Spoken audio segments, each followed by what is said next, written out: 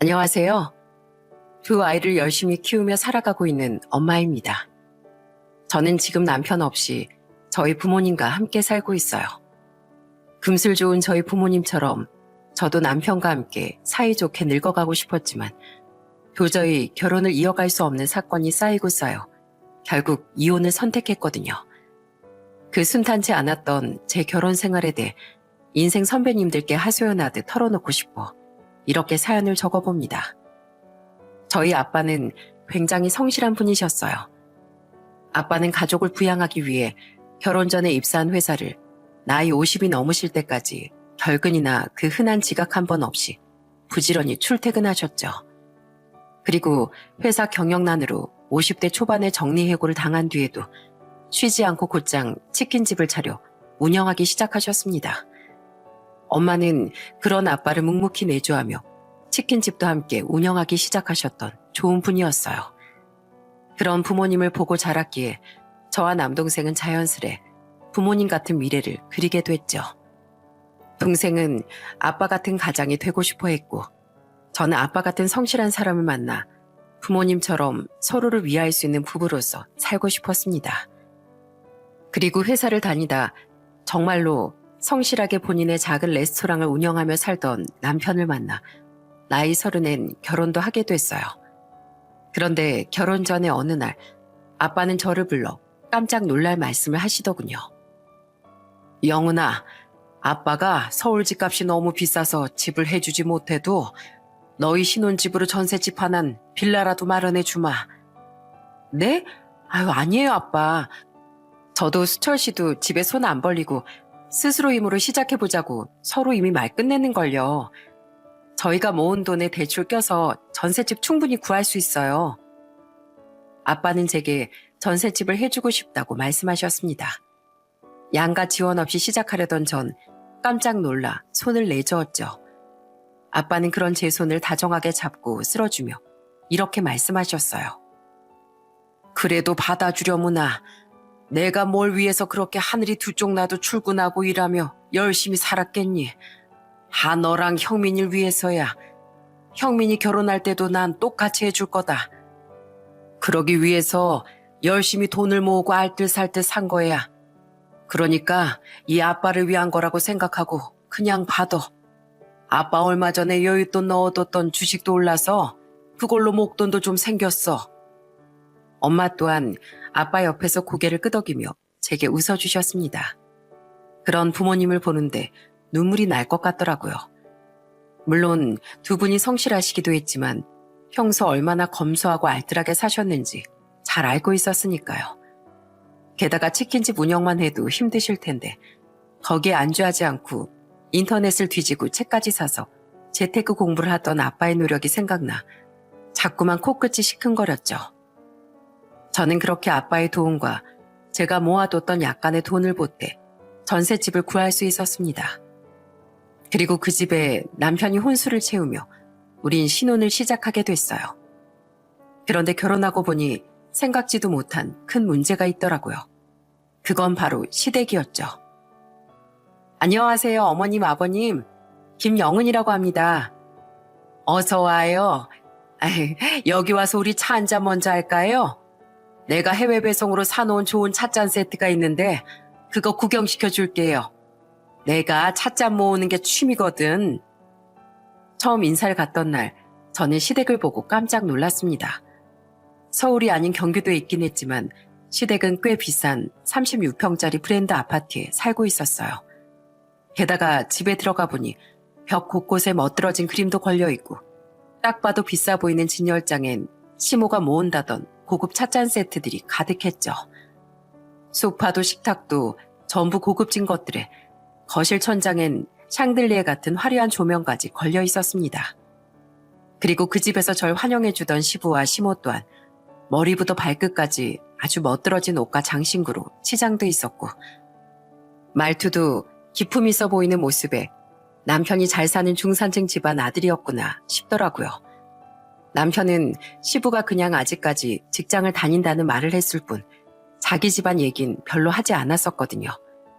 한 가지 잘 사는 집에서 왜 자식이 결혼하는데 한 푼도 보태주지 않나 싶었지만 집안마다 가풍이 다르고 부모님의 지원이 당연한 것도 아니었기에 구태여 묻진 않았죠.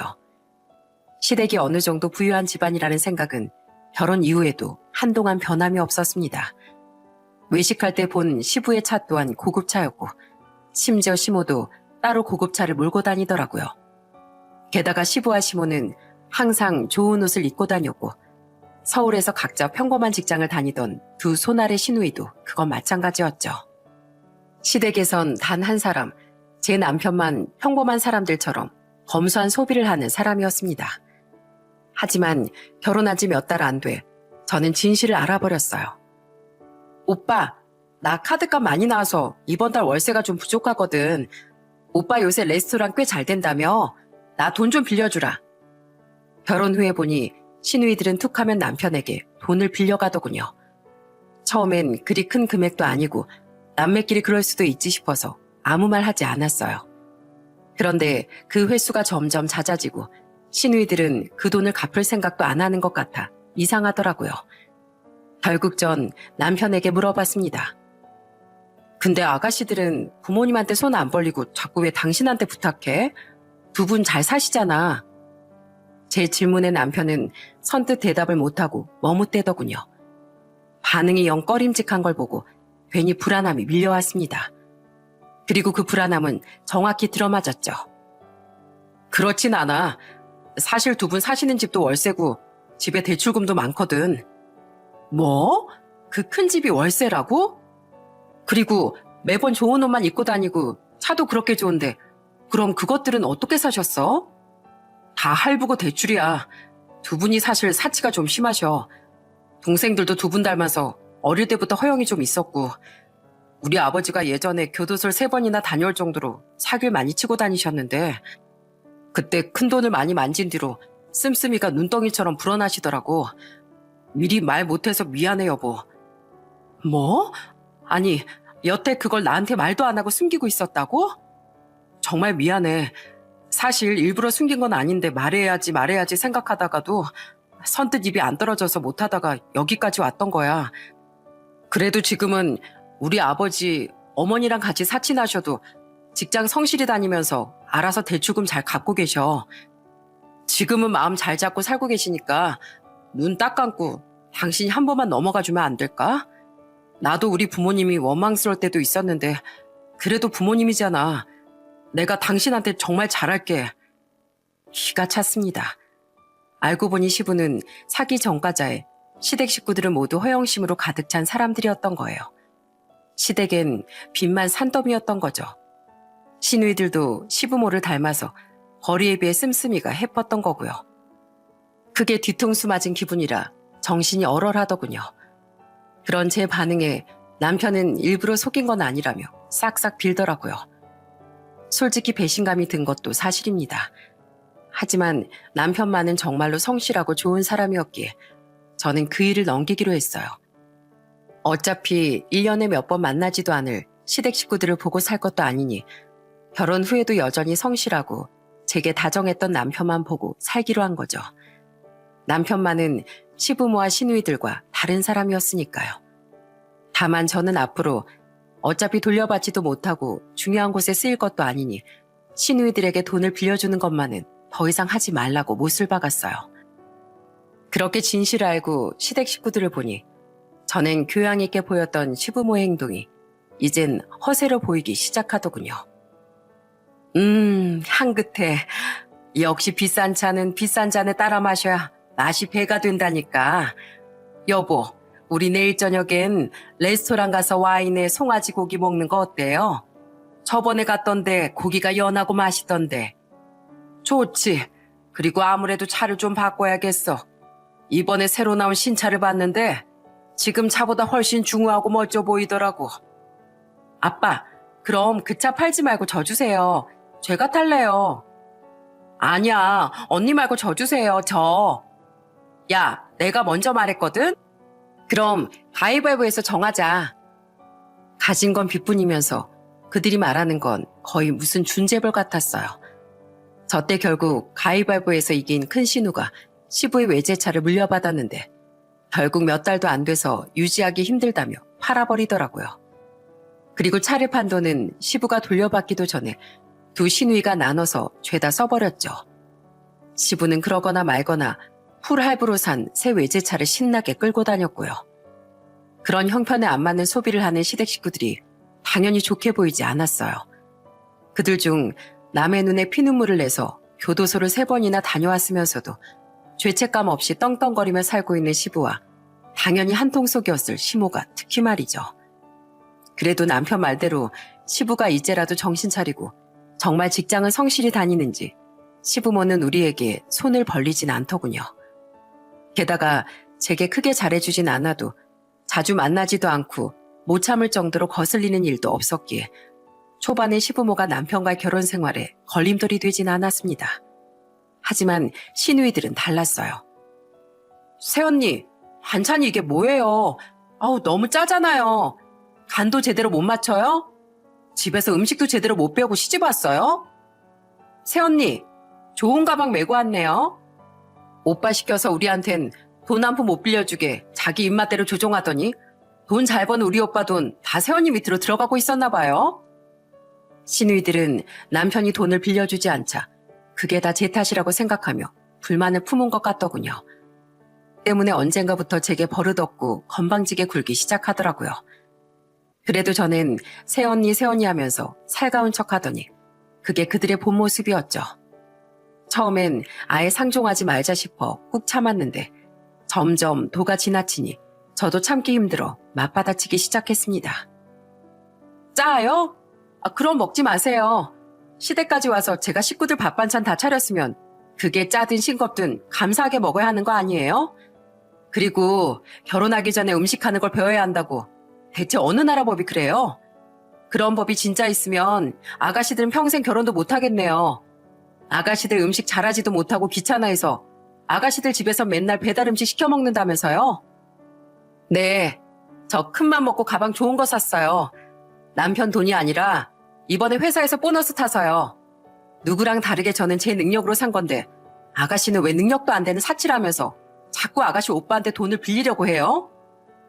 제가 지지 않고 받아치자 시누이들은 약이 올랐는지 씩씩댔습니다. 저는 시누이들 때문에 시부모도 점점 더 싫어졌어요. 왜냐하면 그런 시누이들과 절 볼 때마다 시부모는 시누이들을 혼내기는커녕 저를 못마땅하게 바라봤거든요. 그리고 남편이 시누이들에게 항상 뭐라고 했지만 약이 바짝 올랐는지 시누이들은 계속 제게 시비를 걸었죠. 그러다 한 번은 이것들 길을 아예 확 죽여놔야겠다 싶을 정도로 시누이들이 건방지게 군 일이 있었습니다. 새언니, 좀 비켜요. 여자가 떡대만 커가지고 새언니 때문에 좁아서 지나갈 수가 없잖아요. 떡대가 크대. 하긴 언니 말대로 새언니 등치가 좀 곰 같긴 하지. 왜요, 새언니? 꼬아요? 꼬우면 뭐 어쩔 건데요? 남편 쪽 친척의 결혼식이 있던 날 결혼식 도중 시누이들은 화장실에서 거울을 보며 손을 씻고 있던 저를 일부러 치고 지나가며 또 시비를 걸더라고요. 무슨 학창시절 양아치도 아니고 괴롭힘이 가까워지는 시건방짐에 저는 화가 폭발했습니다. 저는 손에 물기를 일부러 시누이들에게 털어대며 소리치기 시작했죠. 이것들이 진짜 혼나볼래? 별 시덥지 않은 것들이 좀 받아주니까 어디서 주제도 모르고 기어올라? 야, 너희 둘 다 나보다 나이도 어리잖아. 게다가 내가 니들 손윗사람인데 예의는 구정물에 밥 말아먹었냐? 뭐라고요? 어이없어. 새언니, 지금 우리한테 야라고 했어요? 우리 새언니 시누이예요. 그 어렵다는 시댁 식구라고요. 어쩌라고. 내가 왜 니들처럼 한심한 인간들을 어려워해야 하는데? 니들 내가 누군 줄 알아? 니들이 중딩 양아치처럼 유치하게 구니까 나도 눈높이 맞춰서 똑같이 말해줄게. 나 학창시절 내내 칠공주 중 하나로 살았던 사람이야. 학교를 다 휘어잡고 살았다고. 그때 만났으면 내 눈도 못 마주쳤을 찌질이들이 어디서 시자 타이틀 하나 달고 기세등등하게 굴어? 니들 계급장 떼고 나한테 주먹으로 한번 처참히 맞아볼래? 볼 쳐다봐. 눈 깔아. 확 그냥. 저는 진짜 주먹까지 쥐고 들어올리는 신용을 했어요. 그렇게 시누이들을 향해 누나를 부라리니 시누이들은 그제야 깨갱하며 기가 죽더니 도망을 가더라고요. 물론 저는 남들보다 떡대가 있는 편이긴 했지만 학창시절에 칠공주고 뭐고 아무것도 아니었습니다. 하지만 그렇게라도 더는 시누이들이 건방지게 굴지 못하도록 만들고 싶었던 거예요. 그런데 그날 시누이들은 유치하게도 결혼식이 끝난 뒤 시모에게 그걸 다 일렀더군요. 시모는 울먹이는 시누이들을 등 뒤에 달고 씩씩대며 제게 화를 냈죠. 예, 너 우리 딸들한테 주먹질까지 하려고 했다며? 아무리 애들이 철이 없어서 너한테 못된 소리 좀 했기로써니 어떻게 시누이들한테 그런 무서운 말을 하고 주먹을 들어 올릴 수가 있니? 그건 좀 심한 거 아니야? 어머님이 그렇게 오냐오냐 하시니까 아가씨들이 저렇게 버릇이 없는 거잖아요. 시댁이고 시누이고 다 떠나서 사람이 사람한테 그렇게 못된 말만 일삼는 게 잘하는 행동인가요? 말로 해서 안 들으면 맞아서라도 된 사람이 돼야죠. 그런데 어머님도 아버님도 평소에 저한테 버릇없이 구는 아가씨들을 혼내긴커녕 도리어 받아치는 저를 못마땅하게 보시지 않았어요? 말리는 제 남편까지도요. 이게 대체 맞는 행동인가요? 저는 앞으로 그런 행동 절대 그냥 못 넘어갑니다. 제 말이 화는 나도 딱히 할 말은 없었는지 시모는 시근덕대기만 하더군요. 그러다가 결국 몸을 돌려 자기 등 뒤에 서 있던 시누이들의 등짝을 때리며 화풀이를 하더라고요. 잘한다 잘해. 괜히 시비 걸고 다니면서 지들 새언니한테 욕이나 들어먹고 다니고 내가 더 편을 들어주려고 해도 들어줄 수가 없다. 앞으로 니들 새언니한테 처맞고 다니든 말든 나한테 말하지 말고 알아서들 해. 아유 짜증나. 평소엔 그렇게 고상 떠는 척을 하더니 역시 그 엄마의 그 딸들이었던 겁니다. 시모는 며느리인 저한테 저런 소리를 들은 게 분했는지 혼잣말로 욕설을 중얼거리며 가버리더라고요. 저는 덩그러니 자리에 앉게 된 시누이들을 팔짱을 끼고 노려봤어요. 시누이들은 제 눈치를 보더니 얼른 자기들 엄마 뒤를 따라갔죠. 그때 배탈이 나서 화장실에 오래 있다 나왔던 남편은 이야기를 모두 듣고 한숨을 푹 쉬며 자기가 미안하다고 말하더군요. 그렇게 점점 시댁 식구들과의 사이가 불편해져 갔지만 항상 나서서 그들을 말리고 제 편을 들어주는 남편이 있어 그래도 시댁의 기본적인 도리는 하면서 살았어요. 남편은 제 친정에도 살갑게 굴었으니까요. 그런데 그렇게 살던 와중에 아주 큰 사건이 터졌죠. 네? 아버지가 체포돼서 끌려가셨다고요? 결혼한 지 5년이 지나고 저희 아들이 2살이 됐던 해 어느 날 남편과 함께 밥을 먹고 있던 전 시모의 전화를 받은 남편의 말을 듣고 입안에 밥을 뿜고 말았습니다. 놀란 마음에 시댁에 달려간 전 정말 황당한 진실을 알게 됐어요. 뭐라고요? 아버님이 그동안 직장을 다닌 게 아니라 다단계로 또 사기를 치고 다니셨다고요? 그럼 지금껏 또 억울한 사람들 눈에 눈물 낸 돈으로 월세도 내고 대출금도 갖고 계셨던 거예요? 어머님은 그걸 알고서도 그 돈으로 호의호식 하신 거고요? 어떻게 사람들이 그럴 수가 있어요? 시부는 그동안 직장을 다녔던 게 아니라 사기 다단계 일당의 일원이었던 거예요. 시모는 다 알고서도 방관했고요. 시부와 시모는 그렇게 수많은 피해자들의 눈물을 비웃으며 사치를 일삼고 살았던 겁니다. 그걸 저와 남편 그리고 시누이들까지 까맣게 몰랐던 거예요. 남편은 제 말을 이어 시모에게 크게 화를 내더군요. 어머니, 아버지가 그런 일을 하고 다녔으면 어머니라도 말리셨어야죠. 2번 다시 범죄 안 저지르겠다고 아버지가 저한테 약속한 거 잊으셨어요? 그런데 어떻게 아버지를 말리긴커녕 아버지가 그렇게 번 돈으로 사치를 일삼으실 수가 있어요? 그래도 한 번뿐인 인생인데 나도 좀 폼나게 살면 안 되니? 그리고 어떻게 세상에 정직한 직업만 있어? 네 아버지 같은 사람도 있어야 세상의 균형이 맞는 거지. 네 아버지가 쥐꼬리만 월급 받고 살았어 봐라.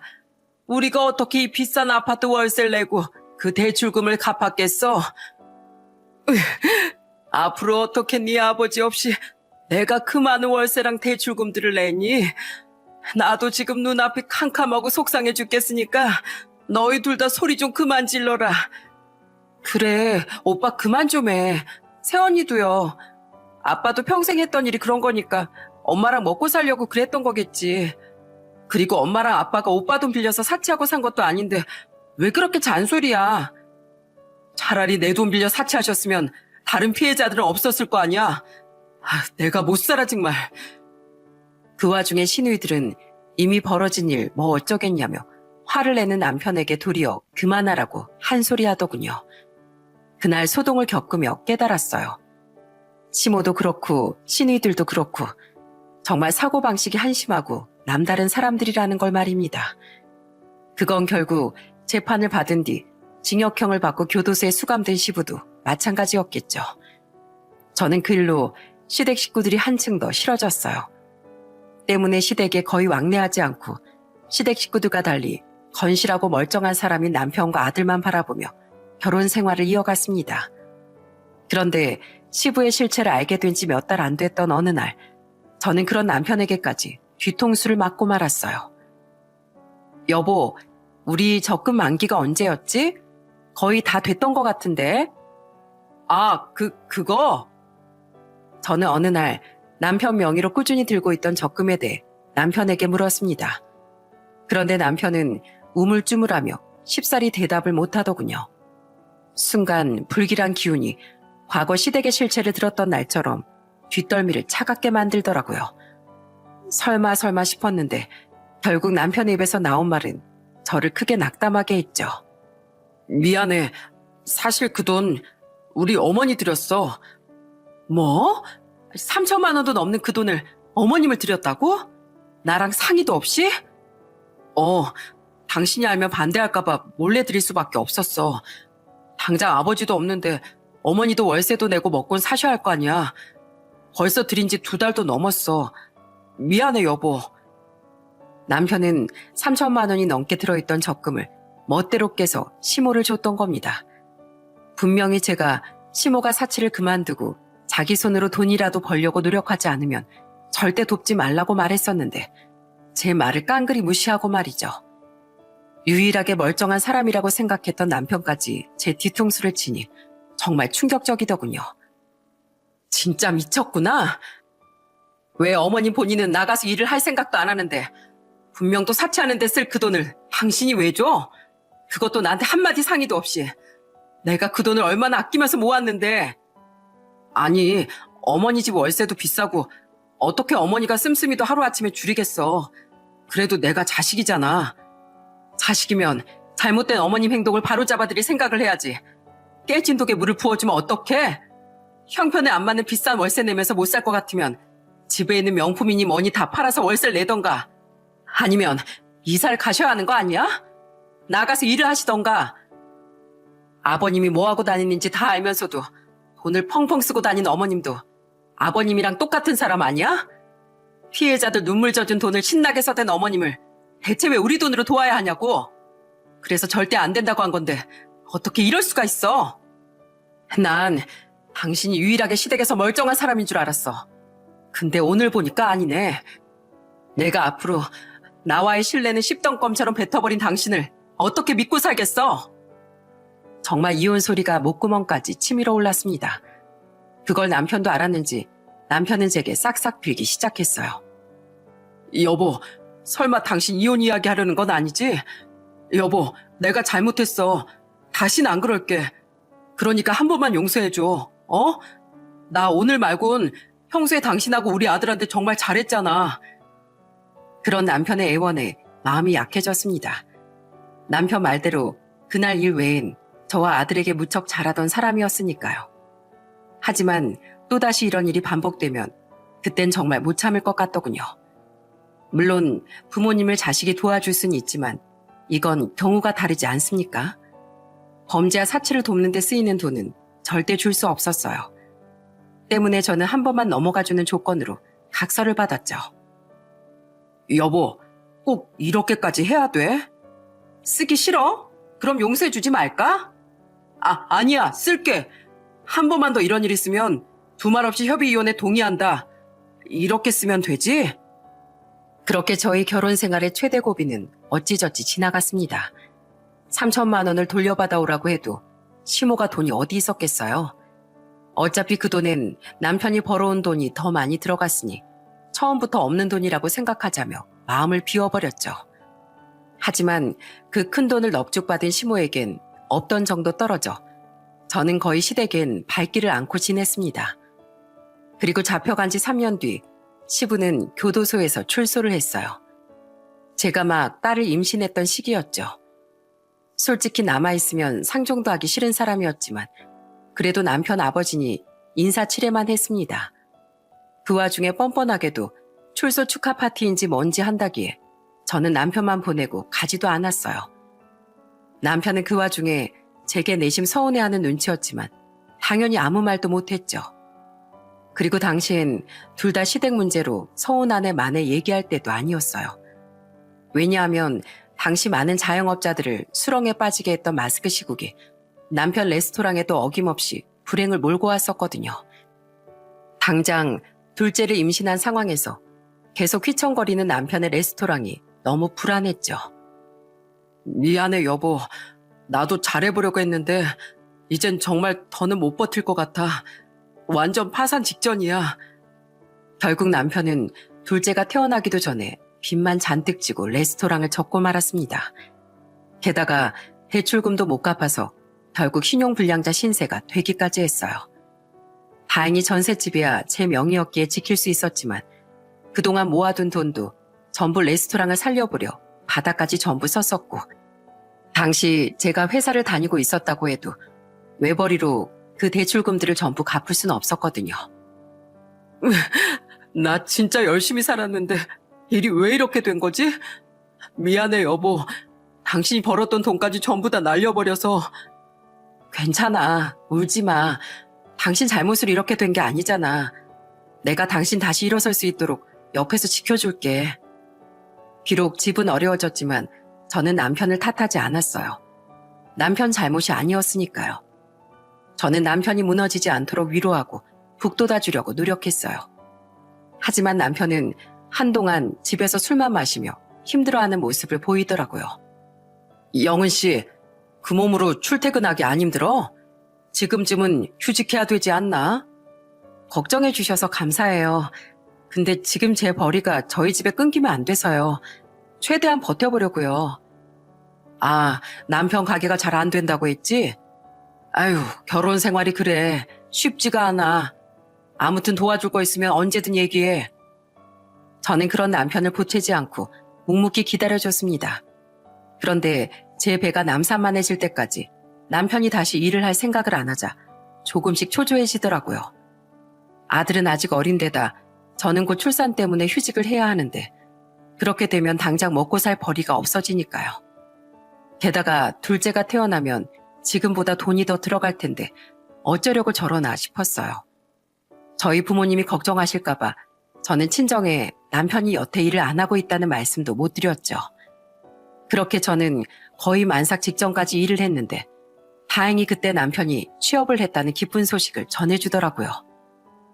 미안해 여보.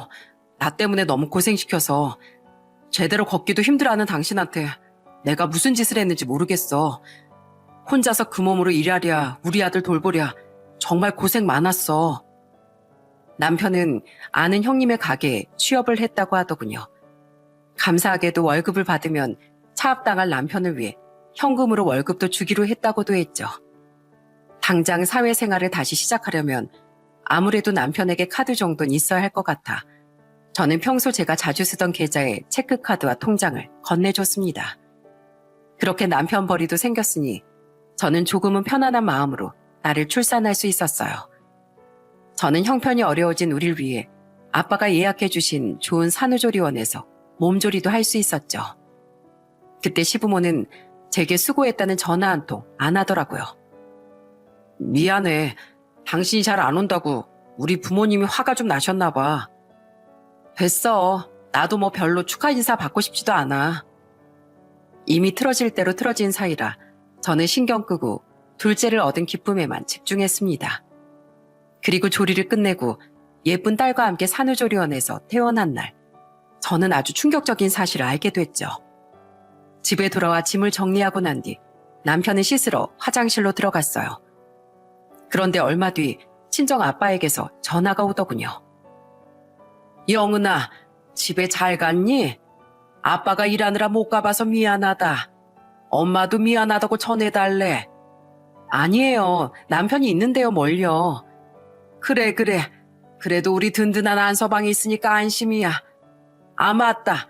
아빠가 보내준 1,000만 원 잘 받았지? 네? 1,000만 원이요? 몰랐어? 아빠가 저번에 너한테 전화했는데 안 받아서 안서방한테 전화해서 이 계좌번호 물어봤었어. 곧 출산 예정일이니 출산 축하 선물로 1,000만 원 보내주려고 하는데 내가 알고 있던 이 계좌로 보내면 되는지 아니면 다른 계좌로 보내줄지 말이야. 그러니까 안서방이 원래 내가 알고 있던 그 계좌로 보내면 된다고 감사합니다 하면서 인사까지 했는데 그 뒤론 네가 갑자기 양수 터지면서 병원으로 가게 돼서 그 말을 못했다가 지금 생각이 나서 물어본 거야. 이상하네. 확인해 볼게요. 아마 남편도 깜빡했었겠죠 뭐. 그래, 그랬겠지. 아무튼 우리 딸 요새 고생이 많지? 게다가 아이까지 낳느라 힘들었을 텐데 그걸로 안서방이랑 맛있는 거 사 먹어라. 아니면 비상금으로 두고 쓰던지. 우리 딸 아빠가 항상 응원한다. 아빠는 제 출산 선물로 제게 1,000만 원을 보내셨다고 말하셨어요. 제가 남편에게 빌려줬던 체크카드와 통장 계좌번호로 말이죠. 부모님이 얼마나 힘들게 일하며 돈을 버시는지 알기에 감사해서 눈물이 핑 돌았습니다. 그때까지만 해도 저는 남편이 정말 그동안 깜빡하고 말을 안 했겠거니 싶었어요. 계좌도 당시 제가 사용하고 있던 다른 계좌번호를 알려드리기 번거로워 그냥 그 계좌로 보내달라고 말했겠거니 했던 거죠. 저는 아빠가 보내주신 돈을 확인하기 위해 휴대폰 은행 어플을 켰습니다. 이상하다. 왜 잔액이 1,000만 원이 안 되지? 하지만 분명 1,000만 원은 넘게 들어있어야 할 통장에 그만한 돈이 없더라고요. 저는 불길한 마음에 떨리는 손으로 거래 내역을 조회하기 시작했죠. 아빠는 제가 예정일보다 일찍 출산을 하게 됐던 날 정말로 1,000만 원을 보내셨더군요. 하지만 그 다음 내역을 보고 저는 경악을 하고 말았습니다. 이거 뭐야? 돈을 받자마자 아버님한테 고스란히 보냈다고? 남편은 저희 아빠가 돈을 보내자마자 즉시 1,000만 원 전부를 시부에게 보냈던 겁니다. 시부의 이름이 조금 특이한 편이라 절대 동명이인일 리도 없었어요. 남편은 제가 모를 줄 알았는지 일부러 저희 아빠가 돈을 보내주셨다는 사실을 제게 숨겼던 거예요. 정말 눈이 돌더군요. 저는 휴대폰을 들고 화가 나서 덜덜 떨기까지 했습니다. 그리고 그 순간 때마침 남편이 샤워를 마친 뒤 옷을 입고 나오더라고요. 저는 그놈을 향해 옆에 있던 쿠션을 던져버렸어요. 아! 뭐야? 아프잖아. 아, 왜 그래? 왜 그래? 나 방금 아빠한테 전화 받았어. 우리 아빠가 출산 선물로 1,000만 원 보내주셨다면서? 당신 그거 입 싹 닫고 나한테 말 안 했더라? 아, 그거? 아, 내가 깜빡했네. 아, 그래? 그럼 지금이라도 당장 그거 현찰로 뽑아서 나한테 당장 가지고 와. 어? 지금? 에이, 나중에 가져올게. 나중에 언제? 그래, 당연히 지금은 못 가져오겠지. 왜냐하면 받자마자 나한테 말도 없이 당신 그 범죄자 아버지한테 보내줬으니까. 내가 방금 은행 어플 켜서 다 확인했거든? 어디서 발뺌질이야? 남편은 끝까지 제게 오리발을 내밀어 들더군요. 기가 차서 저는 그런 남편에게 어디서 발뺌을 하냐고 버럭 소리쳤습니다. 그제야 남편은 화들짝 놀라며 제게 싹싹 빌기 시작했어요. 여보, 화내지 말고 우선 내 말 좀 들어봐. 어? 내가 잘못했어. 말? 무슨 말? 어떻게 우리 부모님이 피땀 흘려서 열심히 번 돈을, 손주 낳은 딸을 위해 보내주신 우리 부모님 돈을 나도 모르게 당신 아버지한테 보내? 대체 무슨 생각을 하면 그런 짓을 할 수가 있어? 그게 그동안 당신한테 말은 못했지만 우리 아버지 출소하고 나서 많이 힘들어하셨어. 일은 안 하니까 들어올 돈은 없지. 내가 전에 어머니한테 드렸던 돈도 이미 거덜난 상태지. 그 와중에 집에 아직 남은 대출금도 많고 아버지 피해자들한테 민사소송도 걸려서 그 돈도 다 토해내야 하셨단 말이야. 근데 난 자식이잖아.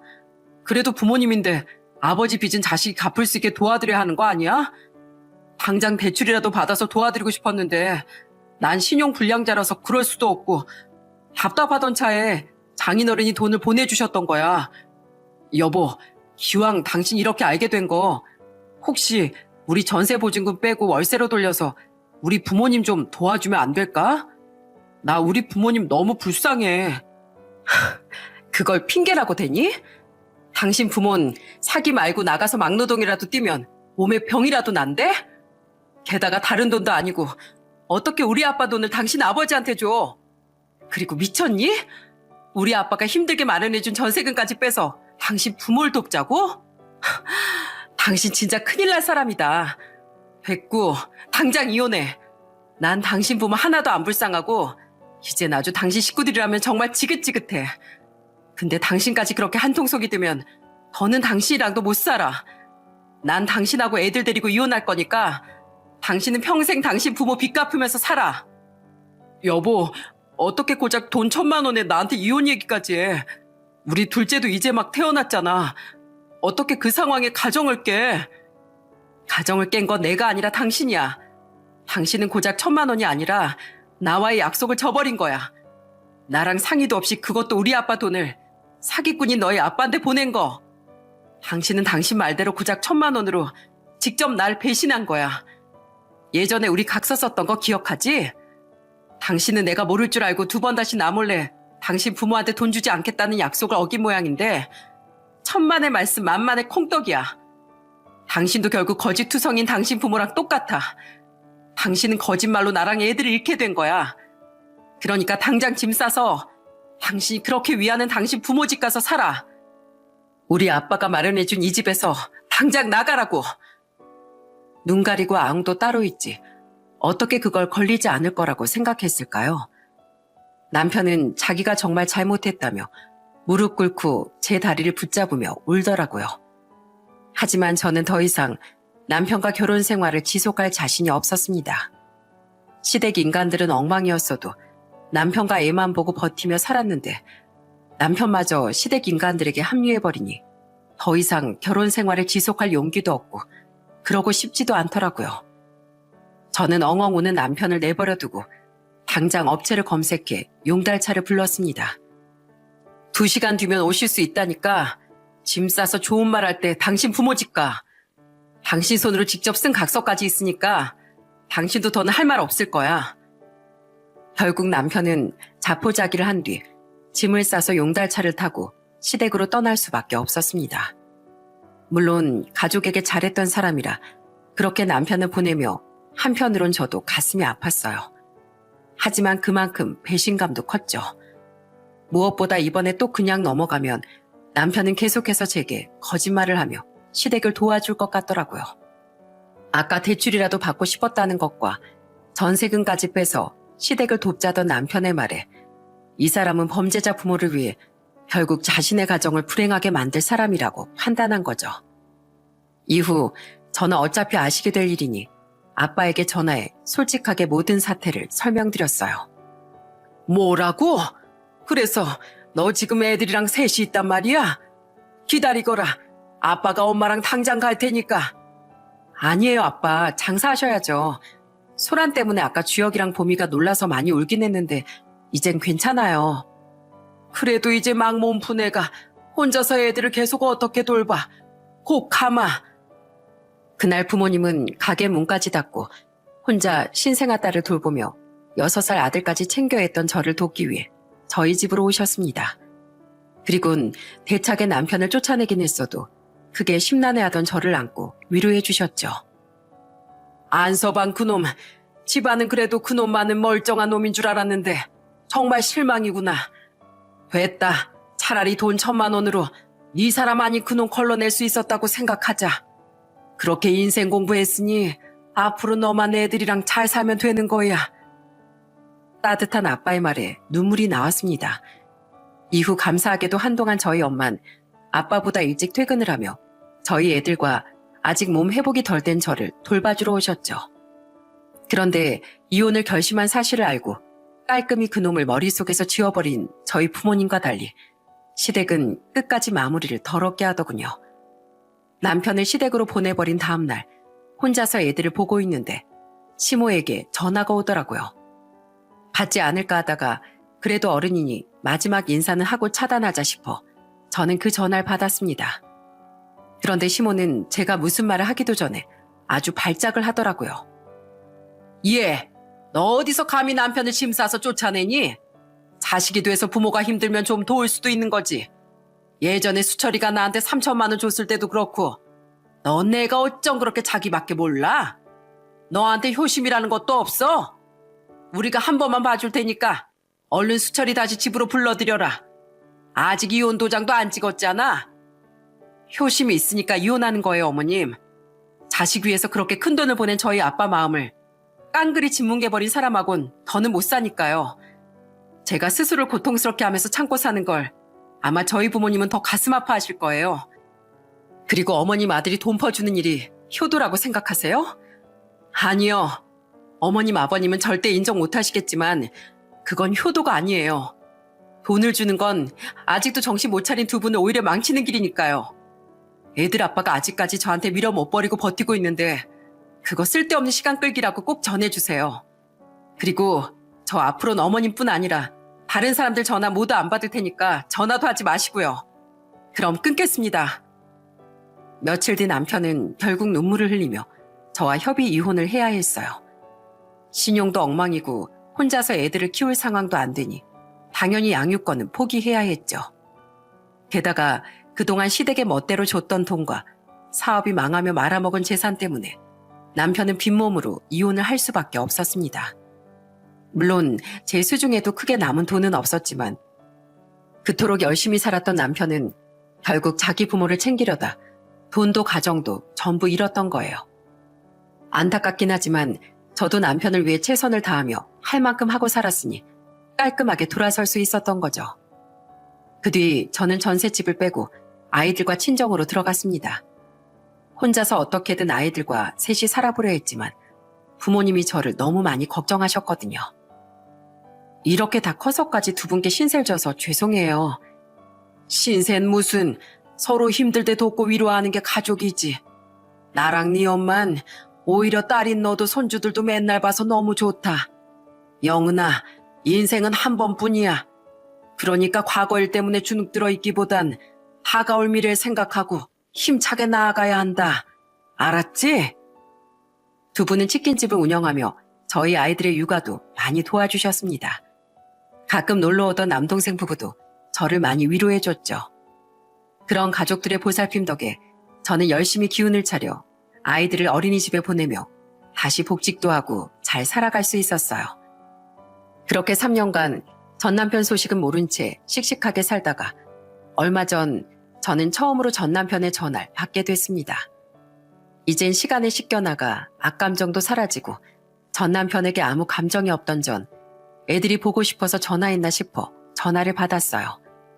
그런데 제가 전화를 받자마자 전 남편은 마구 흐느끼기 시작하더군요. 여보, 전화 받아줘서 고마워. 잘 지냈어? 우리가 서로 여보라고 부를 사이는 이제 아니지 않나? 무슨 일이야? 그냥 나 너무 힘들어서 전화했어. 나 있지. 아는 형 가게에서 일하면서 모은 돈으로 작은 가게 하나를 차렸었거든? 내 명의로 사업 잘 못 내니까 어머니 명의로 말이야. 그것도 아버지 빚 갚으면서 정말 힘들게 모은 돈이었는데 너무 조급하게 굴었는지 얼마 안 가서 또 폭삭 망하고 말았어. 그래서 어머니 앞으로 빚만 더 생기고 내 벌이마저 없어지니까 결국 우리 세 식구 다 신용 불량자 신세가 됐어. 그래서 나 지금은 막노동하면서 현금으로 일당 받고 어머니랑 아버지 먹여 살리고 있어. 평생 사기칠 줄만 알지 제대로 일할 생각은 해본 적도 없던 시부와 마찬가지로 평생 놀고 먹은 시모는 그 지경이 되고서도 일할 생각은커녕 남편만 쳐다보며 살고 있었다는군요. 더 이상 대출도 받지 못하고 카드도 못 쓰니 사치는 못하면서요. 결국 전 남편은 시부모와 함께 개인 회생과 파산 신청 절차를 알아보고 있다고 했죠. 힘들어서 동생들한테 손 좀 벌리려고 하니까 나랑 우리 부모님 번호까지 싹 다 차단해버리고 둘 다 집엔 오지도 않아. 어떻게 가족끼리 그럴 수가 있어? 여보, 나 진짜 너무 힘들어. 당신하고 살 때가 좋았어. 여보, 나 애들도 너무 보고 싶은데 나 좀 다시 받아주면 안 될까? 나 이젠 정말로 우리 부모님한테 돈 안 줄게. 싫어. 난 당신 위해서 당신이 가족살 숨겼던 것도 당신 가족들이 나한테 했던 행동들도 당신이 멋대로 당신 어머니한테 적금 깨서 돈 보냈던 것도 다 참아줬었어. 당신이 재산 다 까먹고 한참을 술만 마실 땐 만사까지 혼자 직장 다니고 아들 돌보면서 당신 보살펴도 줬어. 근데 결국 돌아온 건 끝내 나와의 신뢰를 저버린 당신 모습이었잖아. 난 할 만큼 했고 지금껏 부모를 외면 못하고 그러고 살고 있는 당신 말은 더 이상 못 믿어. 당신에게 마지막 남은 의리로 말해줄게. 당신 계속 부모한테 그렇게 끌려다니면 당신 인생에 더 이상의 행복은 없을 거야. 그러니까 당신 자신을 위해서라도 정신 차리길 바래. 이만 끊을게. 제 말에 전 남편은 일말의 희망도 없음을 깨닫고 전화를 끊더군요. 그 이후 지금껏 전화가 온 적은 단 한 번도 없었죠. 불쌍하긴 하지만 자신이 선택한 인생인 걸 어쩌겠습니까? 저는 그런 불행의 수렁으로 저희 애들까지 끌어들일 생각은 전혀 없으니 전 남편에 대한 생각은 더 이상 하지 않기로 했어요. 생각해보면 열심히 산 전 남편은 그렇다 치더라도 평생 남의 피눈물 빨아먹고 산 시부와 시모 같은 사람들에게까지 국가에서 돈을 왜 도와주는지 모르겠습니다. 정말로 돈이 간절한 선량한 서민들에게 돌아가야 할 좋은 혜택이 말이죠. 물론 아직은 알아보는 단계라지만 가능한 일이니 개인 회생이든 파산 신청이든 하려고 하는 거 아니겠어요? 부디 세상이 더 공평해져서 사기치고 남에게 피해주며 사는 시부모 같은 사람들이 아니라 정직하게 노력하며 선량하게 사는 사람들이 정당한 혜택을 누리고 그로 인해 더욱 배부르고 떵떵거리면서 살 수 있는 미래가 꼭 왔으면 좋겠습니다. 비록 오래도록 믿고 의지하며 살고 싶었던 남편이란 존재는 더는 제 옆에 없지만 항상 딸인 저를 믿고 지지해주는 부모님과 동생 부부가 있어 저는 여전히 마음이 든든해요. 저는 그런 가족들에게 항상 감사하며 어린 저희 아들과 딸을 열심히 키우는 워킹맘으로 성실하게 살아갈 생각입니다. 이젠 남남이지만 그래도 우리 애들 아빠이니 한때는 저와 부부였던 전 남편이 진정으로 자기 자신과 자신의 부모를 위한 길이 무엇인지 전 남편이 하루빨리 깨달았으면 좋겠네요. 그래야 스스로의 인생도 더는 수렁에 빠지지 못하게 구해낼 수 있을 테니까요. 창피해서 어디에다 이야기도 못했던 제 사연을 이렇게 다 털어놓으니 속이 시원한 것 같습니다. 그럼 저는 이만 제 사연을 들어주신 여러분의 행복을 빌어드리며 사연을 마칠게요. 감사합니다.